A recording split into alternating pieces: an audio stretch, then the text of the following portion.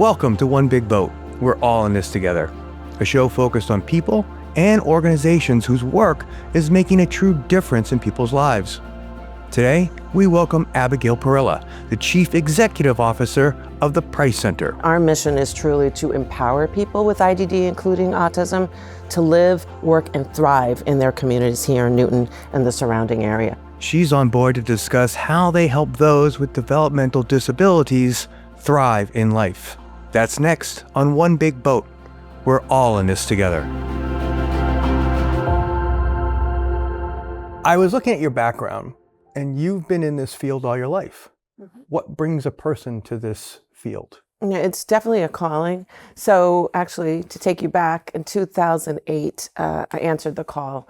I worked for a Fortune 500 company, and it was wonderful. I was making people double-digit growth, very lucrative career. I had the company car and the Amex, and I was traveling all around the Northeast region, trips to Plano, Texas on a regular basis, and there was something missing.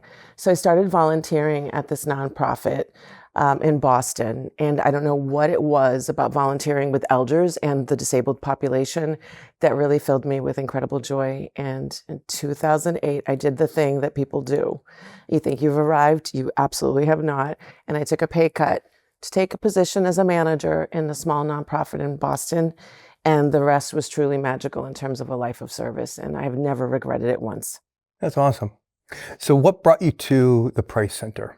And maybe we can start there, the 50,000 foot level. What is the Price Center? Because somebody might think, it's a new department store coming into town. Right. The Price is right. We have so many fun, conversations about the Price Center, especially with the name Price. But it's a very special organization that started about 50 years ago. And, what brought me into this space, I've been in the IDD, intellectual and developmental disabilities, including autism space, for the last 10 years. I left my focus in elder care and then fell in love with this population 10 years ago. And it's organizations like the Price Center that started as these grassroots initiatives with families that couldn't find services for their loved ones. See, what happened in the 1950s, there was the social justice movement in the United States. People that had children with intellectual and developmental disabilities, including autism, had two choices for their loved ones. They could stay at home or institutional care, neither of which was a viable option. So many of these organizations formed. And right in Newton, Massachusetts, you have the Price Center that answered that call. To this day, I still have founding families that have loved ones that are still receiving services way into elder care and are still on my board. So it's a unique legacy at the Price Center. We have a number of programs that meet unmet needs, but our mission is truly to empower people with IDD, including autism, to live, work, and thrive in their communities here in Newton and the surrounding area. That's the value proposition in a nutshell. And for me, from where I sit as CEO, it's helped me create an inclusive society outside of the Price Center and the services.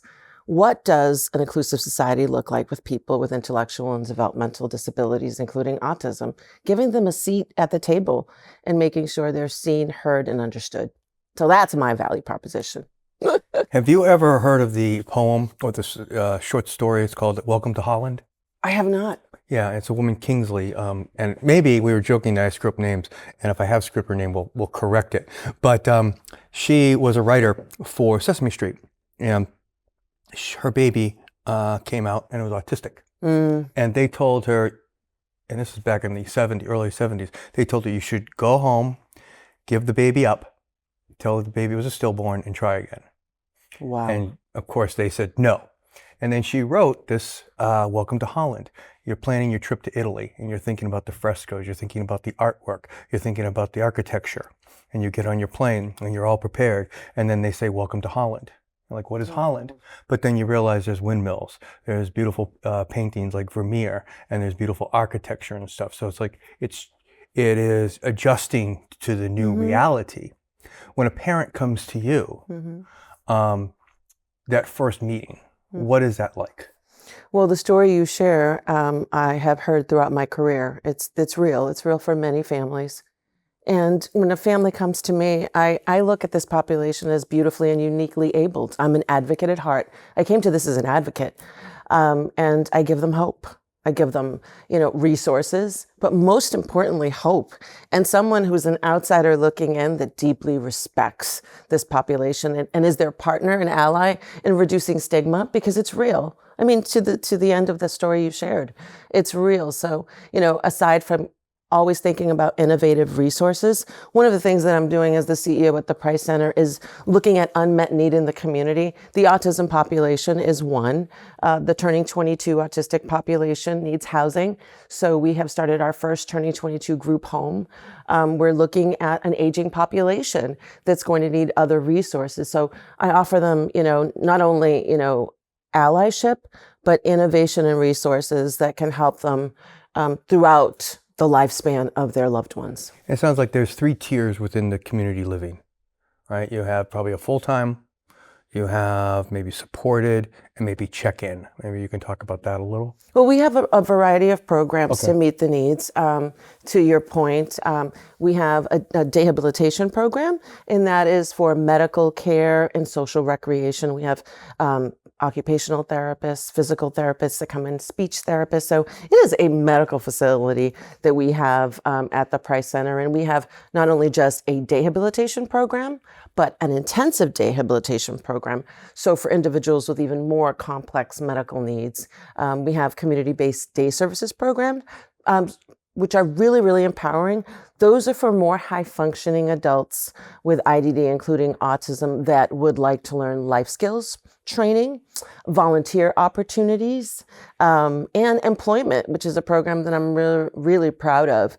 Gainful employment for this population, they are drastically underserved. And so with our employment program, we place people based on their skill set in employment around the Newton area. And something really exciting that I want to share, we take it so seriously that actually just last week, I built an inclusive coffee shop at the Price Center at 27 Christina Street. It is called the Kindness Cafe. And it is not your traditional cafe. It's not open to the public. It's a barista training program for our individuals to learn the important skills of running a coffee shop and then gaining gainful employment outside our walls. So we're really proud of that. That's a great idea. Yeah. When you do open it up, let us know, because we could do our we'll be open very soon. I would love meetings over there in the morning. Yes, exactly. To the friends and family of the Price Center. And then most importantly, our 24/7 operation, which are 6 group homes where our individuals live. Yeah. When you go out into the community and talk to somebody about, you go to a coffee shop and you're like, we have done this barista program. What's the initial reaction? And I'm sure it's individual, but is it pushback? Is it because they have an idea of what autism looks like?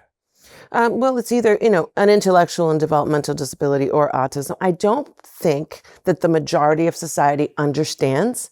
And then when they come and visit our space and get to know our individuals, it's life-changing.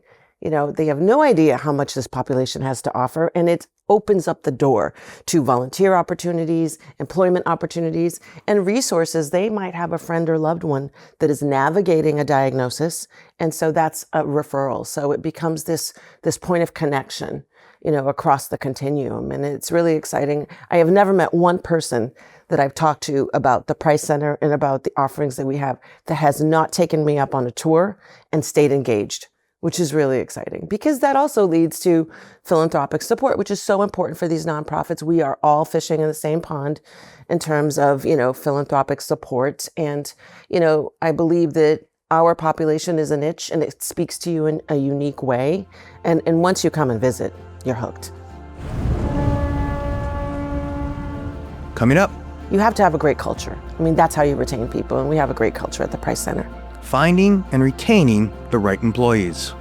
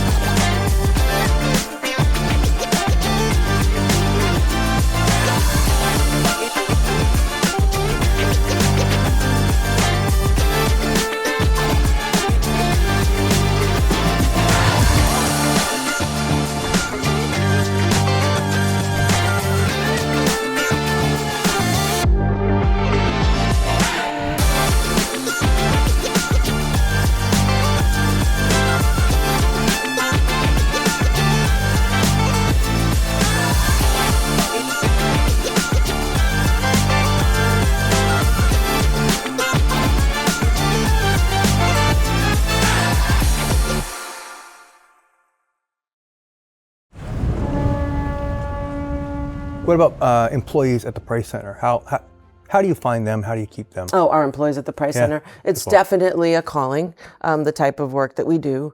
I remember right before COVID, the whole industry struggled in terms of adequate pay for direct service professionals. They are the boots on the ground that provide the bathing, the grooming, the dressing, the toileting of our individuals in various programs. And the whole system shifted. And we went from $14.50 an hour to $20 plus because we were competing with retail spaces. So imagine you have a heart for service and you want to dedicate your life to this population, but you would be offered more at a retail space at a Dunkin' Donuts or a Home Depot, for example. So the whole system upped their wages. So now we're in the $20 an hour plus bracket. It's still not enough for the work that they do. They're our heroes, but it has allowed better retention. But I mean, I think the pay is important, pay equity, but also the culture. You have to have a great culture. I mean, that's how you retain people, and we have a great culture at the Price Center. Yeah, and I always say that nurses aren't made, they're just born. Like a nurse is a nurse. Right. And I think it's probably the same thing in your industry, like yourself. You've lit up the entire time you've talked about this. You found the right profession. Right. And it must be, and I find like you need to find those people. Correct.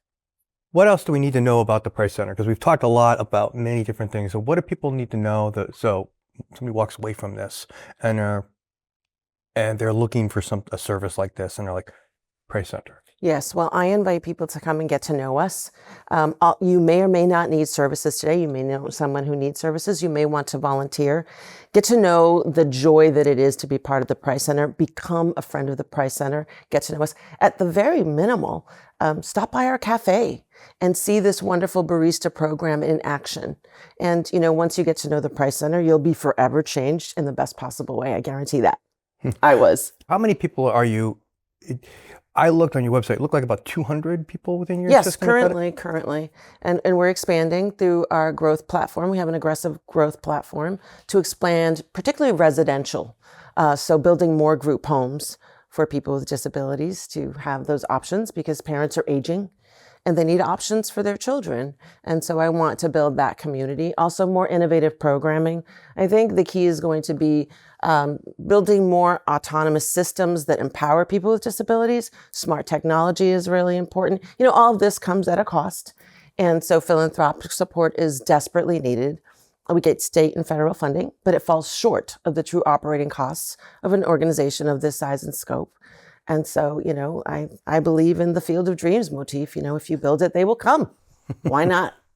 Do you find that maybe some of the higher functioning people that need your services, like I always sometimes feel like if they're higher functioning, people don't realize maybe that they have a learning disability. And sometimes it's hard against them. Right. I think there's a whole world of neurodiversity that we are now understanding. But, you always have to go into any experience giving people the benefit of the doubt and getting to know that. But that's where you can help me. I said, it costs nothing to help me create that inclusive society where people with disabilities are seen, heard, and valued. What else do we need to talk about? Expanding our philanthropic support. I think that's really, really important. One of the things that's really important for me as the CEO at the Price Center is that we no longer want to be the best kept secret in Newton. Help me with that endeavor. Get to know us. We'd love to have a larger volunteer network. And so it really starts with the community and that community outreach, which I'm so dedicated to by virtue of being here with you. Is it hard sometimes? I mean, you have to work on your business. You're working in your business. Are you the one going out there and recruiting all these people? I am pretty much the face of the organization, and I do it with great joy. I'm also a boots on the ground person. So I always say nothing is beneath me and nothing can be in this role. But I also truly believe in mentoring and developing staff that can follow suit, right? Because I can only go so far. So building strong leadership for the future sustainability of this organization 20, 30 years down the line. So building a strong leadership pipeline. Yeah, I know you said it early on, but to end out this interview, what do you want people to know about those that are neurodiverse? Give everyone the benefit of the doubt and get to know people. And when you see someone that you think may be neurodiverse or have a disability, say hello. They deserve the same courtesies as you and I. So if people want to find you, how do they find you? Well, the best place to find us is go to our website, www.thepricecenter.org. Set up a tour and get to know us. I like how you say the, it's like the Ohio State. Yes. The Price Center. Exactly, the one and only. It was such a pleasure to meet you. Thank you so much. Likewise, thank you so much. One Big Boat is a production of Last Minute Productions Incorporated. This episode was produced by me, Jay Dobeck.